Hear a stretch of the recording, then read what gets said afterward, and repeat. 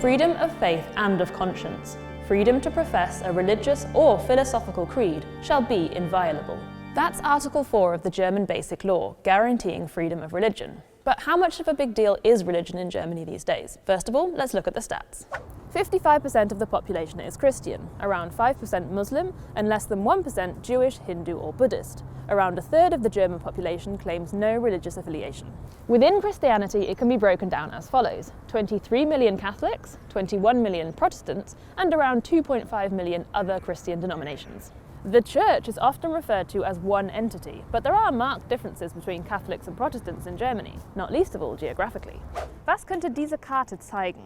Das könnte irgendwas mit Corona zu tun haben. Keine Ahnung. Die einzelnen Bundesländer nehme ich an, ne? Boah, keine Ahnung. The green shows mostly Catholic areas, blue mostly Protestant, and red mostly atheist or no religious affiliation. This map is based on the last German census in 2011, but the pattern remains today. In states in the former East, 3/4 of the population is not religious, which has a lot to do with the region's history.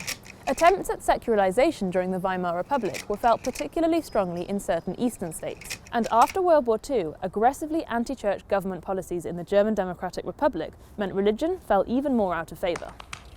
Catholicism in Germany goes all the way back to the Roman Empire, which incidentally only included parts of Western Germany. You can see the country's Catholic past in its imposing cathedrals, like this one here in Cologne and others in Trier, Regensburg, Munich or Aachen, the resting place of Charles the Great. A turning point in Germany's religious history came in the 16th century, the Protestant Reformation. I knew absolutely nothing about Martin Luther before I arrived in Germany, but I've certainly heard a lot about him since. The priest published 95 theses criticising aspects of the Catholic Church and detailing what he saw as its abuses of power. Luther was excommunicated and went into hiding at Wartburg Castle, where he kept himself busy translating the Bible into German from ancient Greek and Hebrew. The Reformation movement diversified and spread across Europe. An important linguistic note, the German word evangelisch is by no means the same as the English evangelical. In Germany, the term is more broadly Protestant, including Lutherans and Calvinists. These days, congregations in both confessions are dwindling. Some 300,000 Germans leave the church every year. Some reasons include the church tax, which I'll come back to later, and reports of sexual abuse that have emerged over the last decade, stemming predominantly, but not exclusively, from the Catholic Church. Less than 10% of Catholics and only 3% of Protestants actually go to church regularly, so some churches here are getting creative to keep their doors open. Die Kulturkirche ist ein Projekt, das die evangelische Kirchengemeinde im Jahr 2002 aufgesetzt hat.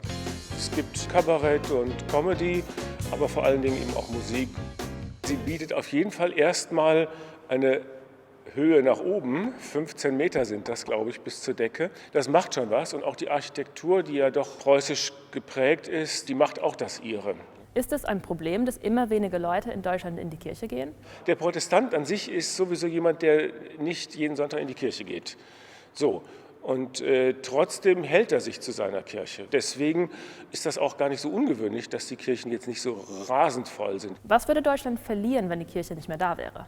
Ich glaube, unsere Gesellschaft würde etwas verlieren. Ein Ort, wo Menschen zusammenkommen können, ohne dass sie zu irgendetwas gezwungen werden. Und es würde natürlich auch eine Stimme der kritischen Reflexion fehlen. Theoretically, there's a separation of church and state in Germany. But I must say, to me, as a non-religious newcomer, it doesn't always seem that way. The governing party even has the word Christian in its name, the Christian Democratic Union. The church also receives yearly payments from the state as part of a 200-year-old agreement. In 2020, that amounted to 570 million euros. And it's not just politics. The church feels very present in many aspects of daily life here.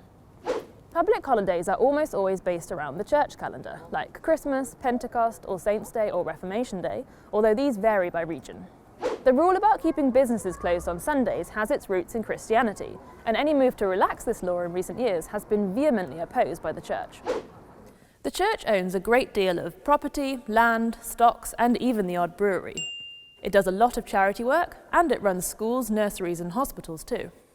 At many schools in Germany, pupils attend either Catholic or Protestant religion classes, although at state-run schools, parents can opt their children out.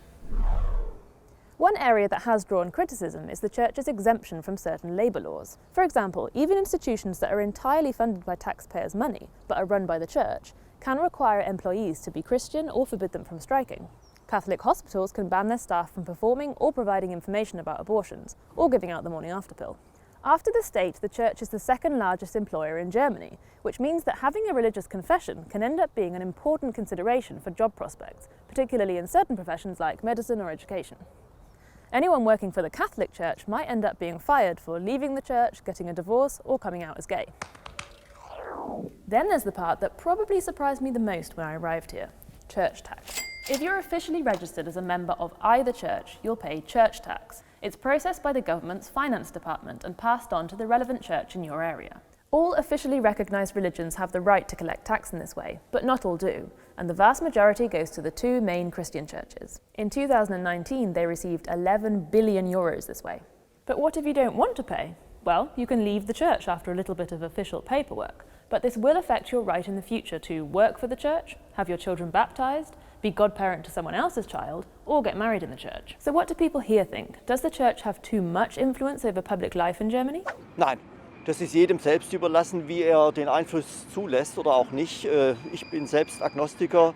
Ich lasse ihn gar nicht zu. In manchen Fällen sage ich ja, zum Beispiel wie, dass mal sonntags die Geschäfte zu haben. Da finde ich ganz klar, dass man den Staat und die Religion trennen muss. Weiß ich nicht, und ich glaube, also wenn, würde ich sagen, dass sie nicht ihre Macht so nutzt, wie sie nutzen sollte. Man sieht ja, dass die Politik sich nicht beeinflussen lässt, außer von der Wirtschaft. Und die Kirche versucht sich auch meiner Meinung nach rauszuhalten, überwiegend. Als Lehrerin würde ich sagen, ja, alles was mit Feiertagen zu tun hat und wann wir frei haben oder nicht, spielt das noch auf jeden Fall eine Rolle. Aber so den Alltag persönlich merke ich das jetzt einfach nicht. Viele Aufgaben, die sonst der Staat, die Gesellschaft übernehmen müsste, übernimmt jetzt Kirche.